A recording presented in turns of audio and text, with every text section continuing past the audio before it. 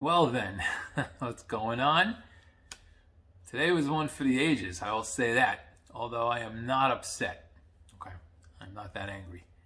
Now, the fan in me is just amazed. I'm super angry and embarrassed. And, in a normal year, this would have resulted in a whole lot of property damage.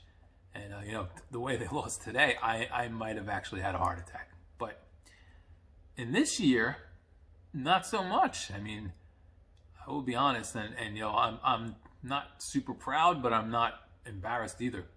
The only time in 40 years of rooting for the Jets, the only single time I've ever actually been happy and shouted in joy was when Henry Ruggs caught that ball today. Call me a fake fan, call me this, call me that. I really don't care. It's been 40 goddamn years of the same crap. And if they were going to win a meaningless game and destroy the next 10, 12 years of hope, and obviously we won't need 10 or 12 years to get the hope, but we've got hope now for the next 10 or 12 years. That all goes away.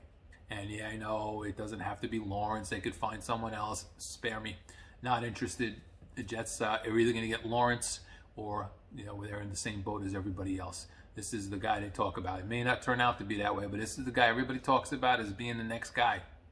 And anytime that next guy comes out, almost every time when they've touted a guy like this, a single guy, not a group of guys like the Mariotas and the Winstons and all that. And usually when they tout a single guy as being the guy, he turns into something. Not always a superstar, but he turns into something, and that's what we need.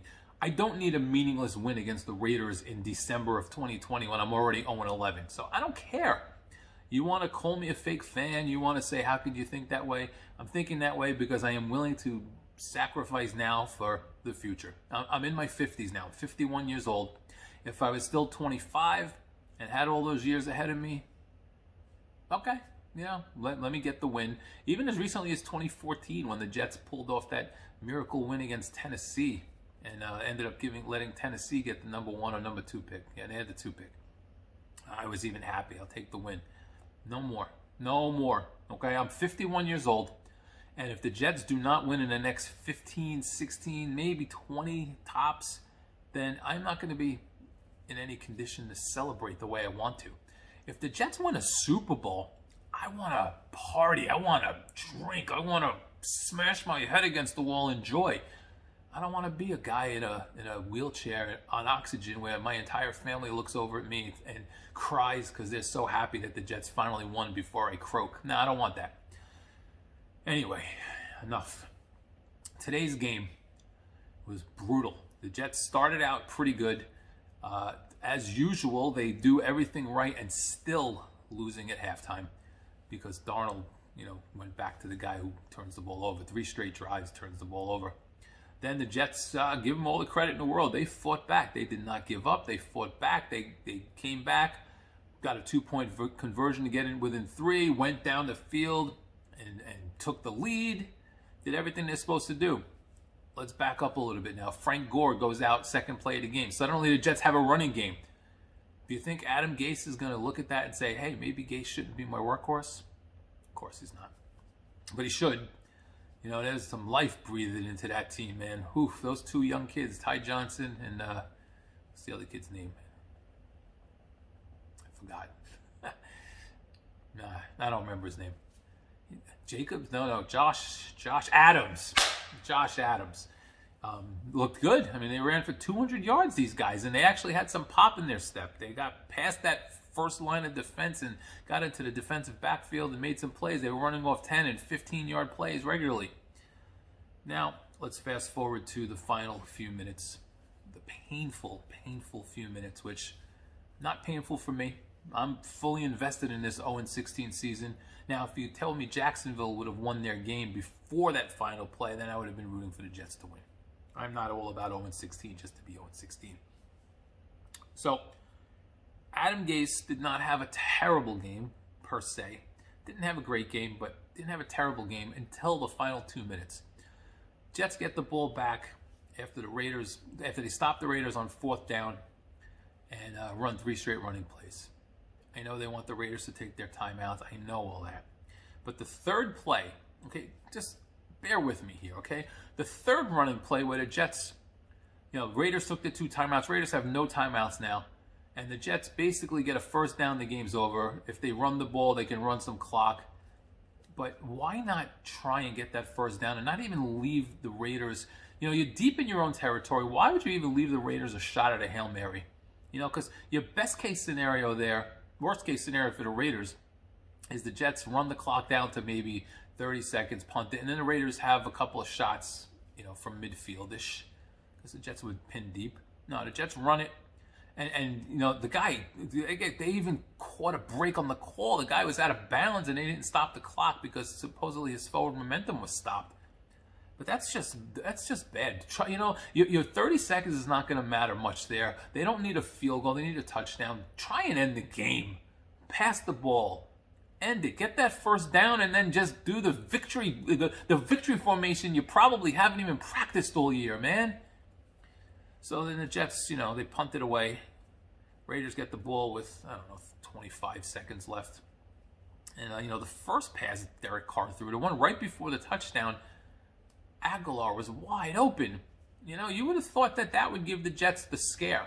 And then they'd do something smart and not be so stupid. But no, stupid, and I will again say that I'm not upset. I mean, thank God the Jets are stupid. Thank you, Jets. Thank you, Adam Gase. Thank you, especially Greg Williams, for being stupid. That all-out blitz with no safety help on, on that touchdown where there's seconds left in the game. There's 15, 20 seconds left, whatever it was. There was like 13 seconds left when the Jets got the ball. So let's say there's 20 seconds left when that play starts. They go an all-out blitz. No safeties back, and this poor kid gets beat one-on-one, man-to-man coverage, and the guy, gets behind him. He's got 3 steps on him. He just waited for the ball to come into his hands, and like someone like me who's rooting for the Jets to lose so that I can have a future, sees that play developing, and I'm like, oh my God, you watch football enough, right? Your eyes do this. Right? When the ball's in the air. Tell me your eyes don't do that, right? Up, down, up, down. You're trying to measure out whether the ball's going to be over the guy's head, underthrown, or if it's going to land in his lap, And I'm like, holy shit. If he doesn't drop this ball, this is going to be a touchdown. It's a touchdown. It's a touchdown. The Jets. Why is Greg Williams not treating that play like a Hail Mary, right? Especially after you just almost got burned, where Derek Carr was so inaccurate. And I get it. Carr's been inaccurate all game. The Jets have been putting pressure on him all game, and he couldn't hit the broadside of a barn all game. So I think Williams just went all in. Either he's tanking, or he just went all in and said, "The hell with it, man. I am not taking a chance that this guy has time to hit the receiver this time. I'm gonna put him on his ass and hope he misses the guy again." And then you're really in a Hail Mary situation. Didn't work out. The Raiders picked up the blitz long enough for Carter to kind of run around a little, escape, and then put the ball up, and boom. There's got to be 5 guys at the goal line. You can let them catch the ball. You can let them do whatever the hell they want as long as they don't get in the end zone. That's your only objective on that play, is not to let them get into the end zone. The only one. Don't let them in the end zone. Don't let them into the end zone. Not only did they let him to the end zone, but the guy had nobody in front of him. He danced into the end zone. Stupidity. Would have been breaking things if I was really rooting for the Jets today. Only time in my life I've ever been like, whoo, when something went against the Jets. It's the way it is. All right, well, I normally would say I don't know how Adam Gase survives this, but I mean, the guy's he's got more lives than a cat at this point. So I will end this and say that that's it. Go Jets. 0-12. They are not beating Seattle next week after Seattle lost to the Giants today. So the Jets will lose that one. Jamal Adams revenge game. Oh, and I apologize for for the bad tip today. I went and bet the Raiders myself and lost, so you're not alone. And then Jets go to visit the Rams in 2 weeks, so we're 0-14. We get Cleveland the week after that, 0-15, and then we find out whether Belichick's going to sit a bunch of guys who are injured to, if Jacksonville hasn't won another game by then. So regardless of the fact That is it for me for tonight. Jets would have been one of the worst losses in their history, and possibly the way they lost, the worst loss. But it actually is a silver lining, and it's a beautiful, beautiful thing. Go Jets. All right, have a good night. I'll talk to you soon.